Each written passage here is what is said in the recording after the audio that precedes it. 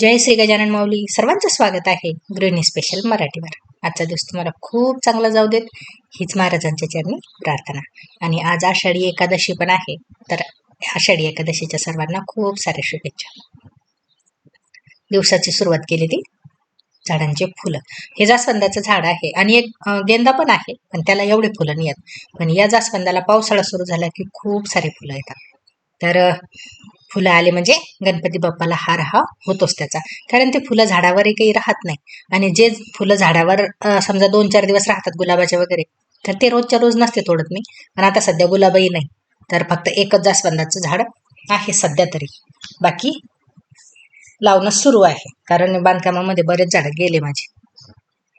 फुलं वगैरे तोडले ते आणि त्याच्यानंतर झटपट अशी रांगोळी काढली. कारण माझी रांगोळी ही वेळ पाहून असते. जर जास्त कामं असतील तर या पद्धतीचे साचे आणलेले आहेच मी, तर त्याची काढत असते. नाही तर मग हाताने कधी वेळ जर असला तर जसा वेळ असेल तशी रांगोळी असते. आणि पायदान केलं होतं कालच्या व्हिडिओमध्ये पाहायला असेल तुम्ही.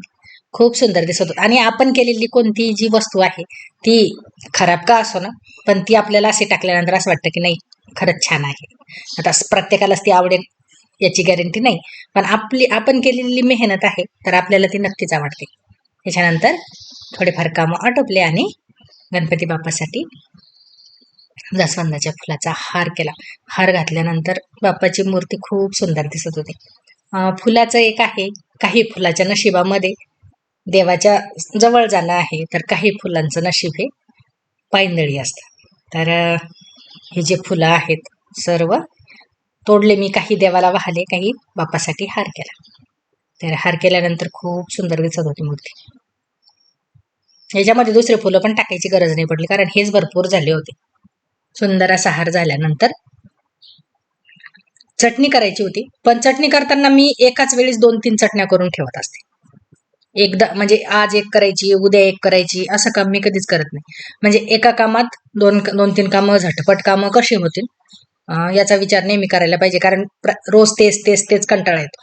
तर त्याच्यामुळे चटण्या करणार होते मी, तिळाची, कराळाची आणि साधी. जवसाची पण करायची होती, विचार चालू होता, पण जवसाची चटणी असं जास्त नाही आवडत, तर तिळाची, कराळाची आवडते. कराळाला वेगवेगळे नावं आहे बऱ्याच भागामध्ये, काळ्या कलरचं असतं ते. गुगलवर सर्च केलं की बरोबर नाव समजून जातं. तर मिरच्या अगोदर भाजून घेतल्या. भाजताना मी तेल टाकत नाही, तेल टाकलं की ठसका होतो, आणि तेल न टाकता जर भाजल्या तर एवढा ठसका होत नाही. तर सर्व मिरच्या मिक्सरमध्ये थोड्या जाडसर वाटून घेतल्या. वाटल्यानंतर परत त्या मिक्सरमध्ये टाकल्या. आता प्रत्येकाची चटणी करण्याची पद्धत पण वेगळी असू शकते, माझी ही आहे, आणि चटणी खरंच खूप छान होते. परत मिक्सरमध्ये टाकल्या त्या, भरपूर असा लसूण तो टाकला, आणि अगोदरच जर मिरच्या लसूण ते एकत्र टाकलं तेही चालतं, पण या पद्धतीने पण चांगली म्हणजे निघते ती चांगली. त्याच्यानंतर याच्यामध्ये टाकते मी वरून तेल टाकलं की मिक्सरचा जो ठसका होत असतो काढताना तो पण होत नाही, आणि चटणीला पण चव खूप चांगली लागते. बऱ्याच जणी जे गावाकडे आहे त्या सखताळतात, म्हणजे भांड्यामध्ये तेल गरम करून त्याच्यामध्ये ही चटणी टाकतात, पण मी तसं नाही केलं, असंच केलं. तर आता हे लसूण काही झालं नव्हतं, त्याच्यामुळे परत एकदा फिरवली आणि त्याच्यानंतर ही घ्यायची एका भांड्यामध्ये काढून. आता याच चटणीपासून तिळाची आणि कराळाची चटणी तयार करायची. आता हे आहे कराळ, ते पण चांगलं भाजून घेतलं. भाजताना काही डिटेलमध्ये व्हिडिओ काढत बसले नाही.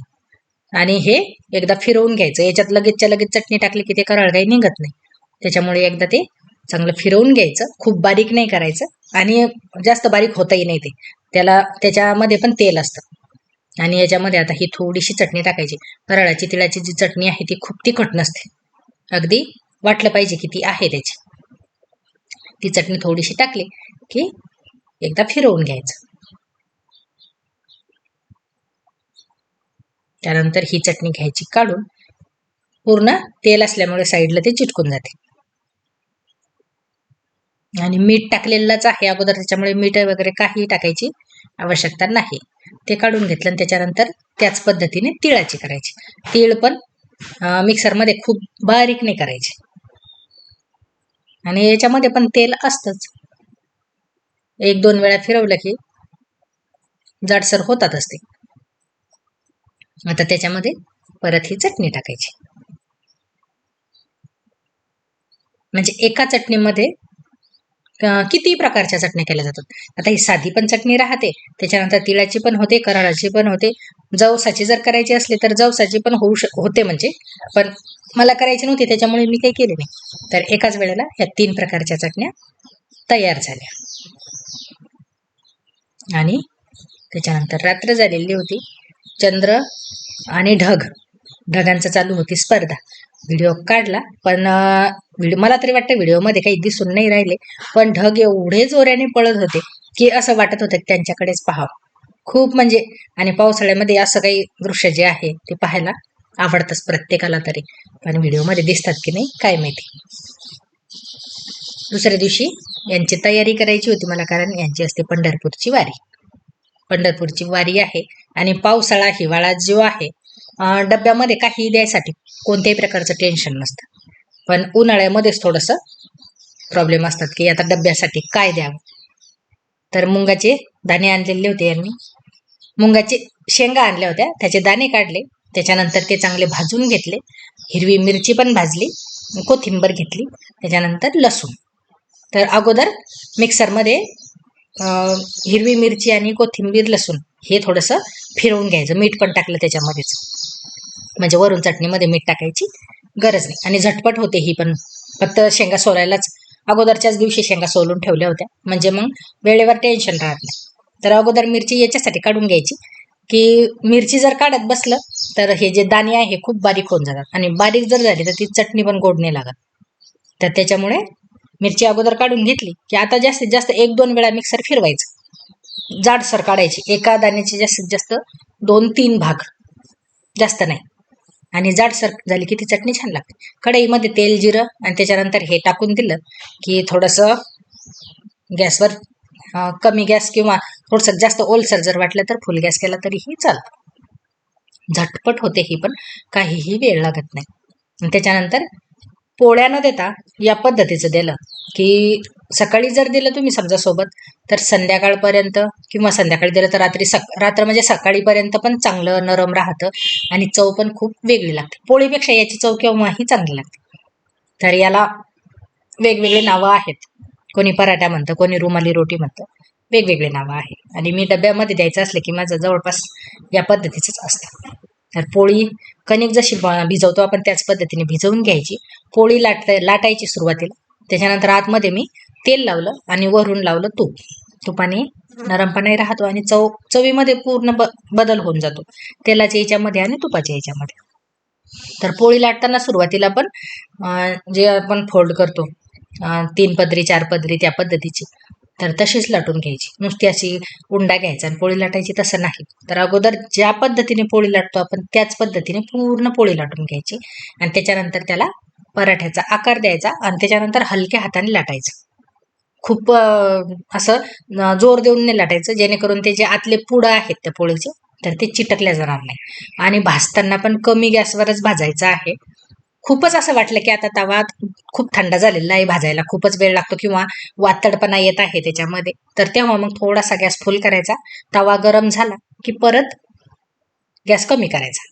कमी याच्यासाठी की फुल जर गॅस असला तर वरचा जो भाग आहे तो लवकर भाजला जाईल आणि आतला भाग कच्चा राहतो. आणि कमी गॅसवर जर भाजली ही तर वरचा भागही भाजला जातो आणि आतला भाग पण चांगला असा म्हणजे भाजल्यासारखाच होतो. नरमपणा खूप छान असतो याला.